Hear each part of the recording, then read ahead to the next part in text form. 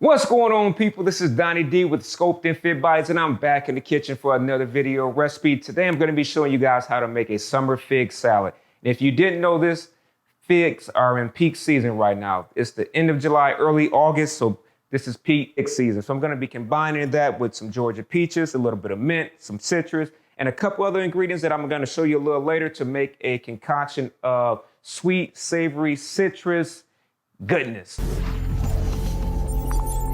So we're going to get started with getting our base set up. So we're going to be working with some pumpkin seeds. These are raw pumpkin seeds and they have been soaked overnight. So just put them in a bowl with some water and let them soak over. All right, folks, the next step is going to be adding those pumpkin seeds into a blender or food processor. Really important that you add water as necessary. You're just going to add in a little bit of water to keep the mixture moving. Otherwise, it'll lock up and the blade will spin and there will be no movement of the seeds. So just add in the water to keep the seeds moving around to make sure that everything mixes around properly. After you got the mixture of the seeds into the desired consistency, you're going to add it into another mixing bowl. Simply just scrape the sides of it and put it into another mixing bowl.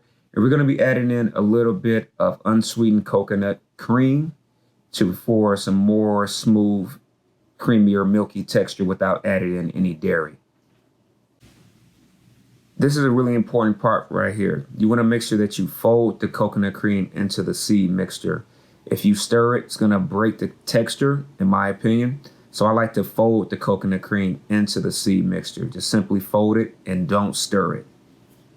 All right, guys, so just start building your salad. So put in a couple tablespoons of the pumpkin seed mixture as the base.